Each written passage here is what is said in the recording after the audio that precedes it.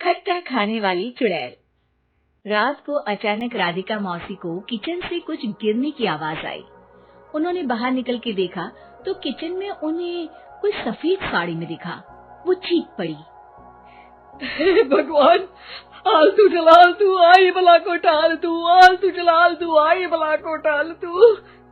राधिका मौसी को चीखते सुनकर श्रवण बाहर आता है भागते हुए। अरे माँ, क्या हुआ? क्या देख लिया? दादी माँ आ गई क्या सपने में? अरे बेटा, रसोड़े में देख तो कौन है?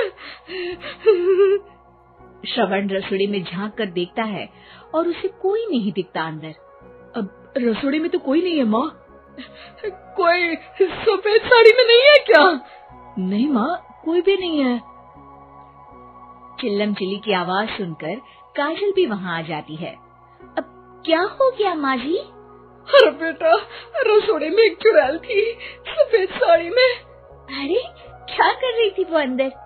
अरे बताया नहीं, कल आएगी ना तो पूछ लूंगी। चुड़ैल जी, आपका क्या प्लान है?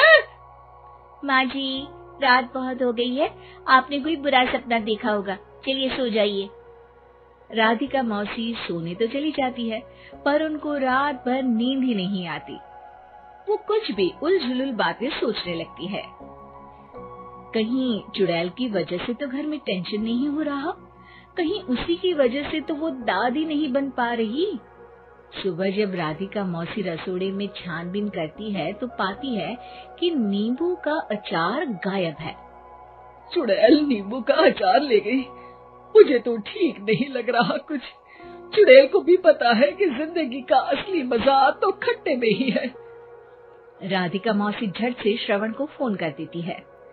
बेटा, मुझे समस्या समझ में आ गई है, हमें एक तांत्रिक की जरूरत है। अरे क्या बोल रही हो माँ, तांत्रिक की क्या जरूरत है? आप पूजा पाठ तो कर ही रही हो ना।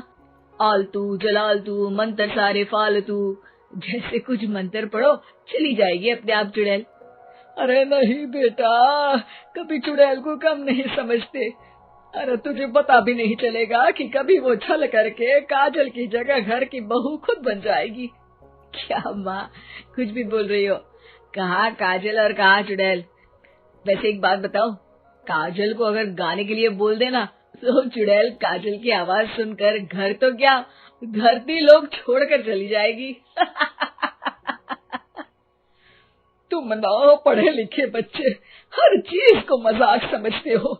तुम रहने दो, मैं खुद ही तांत्रिक को बुला लेती हूँ। अच्छा सुन, शाम को इमली लेके आना। क्या है कि चटनी खाए बहुत दिन हो गए है ना? नहीं माँ, इमली तांत्रिक से ही मंगवा लो ना, आटा वगैरह भी उसी से पिसवा लेना। देखो मुझे काम करना है। श्रवण रात को कई तरह की सब्जियों के साथ माँ के कहने पे चटनी के लिए इमली भी ले आया था, लेकिन राधिका मौसी के दिमाग में अलग ही फिल्म चल रही थी। उन्हें अब सिर्फ शक ही नहीं यकीन होने लगा था कि शायद चुड़ैल ने श्रवण पर अपना जाल बिछा दिया था, जिस वजह से श्रवण उनकी बात ही नहीं मान रहा था। पर कोई नहीं, आने वाली रात में राधिका मौसी खुद तैयार हो गई चुड़ैल को पकड़ने के लिए। रुद्राक्ष की माला, तुलसी का पत्ता, हनुमान चालीसा सब हाथ के पास ही था, बस चुड़ैल का इंतजार था। और जैसा राधिका मौसी ने सोचा था वैसा ही हुआ। वो चुड़ैल उस रात भी आई, पर वो राधिका मौसी से तेज निकली और राधिका मौसी के उससे पकड़ने के पहले ही वो भाग खड़ी हुई। जरूर बहू पे साया है उस चुड़ैल का, तभी तो श्रवण के कमरे में गई है। और अगली सुबह राधिका मौसी पिछली रात हुए हमले में किन चीजों का नुकसान हुआ उसका हिसाब लगा रही थी। उनके खेमे से एक आम के अचार की शीशी भी गायब हो चुकी थी और वो इमली भी जो कल श्रवण लेकर आया था। राधिका मौसी इस बारे में सोच ही रही थी कि श्रवण जल्दी से रसोड़े में आकर दवाइयों की पोटली ढूंढने लगता है। अरे बेटा, क्या हो गया? अब माँ, वो काजल की तबीयत खराब है, बहुत घबराहट हो रही है उसे। हे भगवान, मैंने पहले ही कहा था कि तांत्रिक को बुला लेते हैं, पर नहीं। अब देखो, उस चुड़ैल ने काजल को अपने वश में करना शुरू भी कर दिया है। हालांकि श्रवण भूतों में विश्वास नहीं करता था, पर अब वो भी डर जाता है और राजी हो जाता है एक तांत्रिक को बुलाने के लिए। कुछ ही घंटों में तांत्रिक आ जाते हैं और राधिका मौसी तांत्रिक जी को सब बता देती है। घोर संकट, घनघोर संकट, चुड़ैल को मारू जोर चाकट, ओम भट स्वाहा खटखा के आहा। अरे ये क्या मंत्र है? मेरे खुद के ओरिजिनल मंत्र है, कल रात को ही लिखे हैं, अच्छे लगे तो दाद चाहूंगा। एक और मंत्र सुनो, अर्ज किया है आबरा कडाबरा, दिल्ली बम्बई आगरा, चंदा मामा सोवरले सुरन मामू जारा। ये मंत्र है? अरे कोई 40 वाली सा पढ़ो ना। वक्त कम है, 40 नहीं पड़ेंगे, 20-25 में काम चलाना पड़ेगा।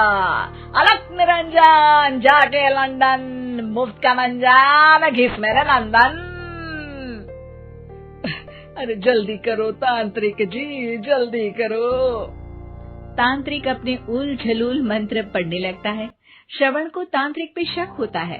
वो अपने एक डॉक्टर दोस्त को कॉल कर देता है ताकि कोई अनहोनी हो तो इमरजेंसी में चीजें मैनेज हो जाए। तांत्रिक धुनी रमाता है, जिसकी वजह से कमरे में काफी धुआं हो जाता है और जिसकी वजह से बहू की घबराहट बढ़ जाती है। अब भागेगी चुड़ैल। हाँ। बहू खांसते हुए धुएं से बचने के लिए बाहर चली जाती है। अरे भाग रही है, भाग रही है। पीछे पीछे श्रवण भी जाता है। बहू एक सोफे पर बैठ जाती है। तभी डॉक्टर दोस्त आ जाते हैं और श्रवण को पानी लाने के लिए कहते हैं। थोड़े चेकअप के बाद डॉक्टर कहते हैं, मेरे हिसाब से जाप का काम पूरा हो गया है। क्या मतलब? अरे कुछ भी नहीं माँ, कोई चुड़ैल नहीं है, खुशखबरी है, अब दादी बनने वाली है। मगर वो सब अचार के डब्बे।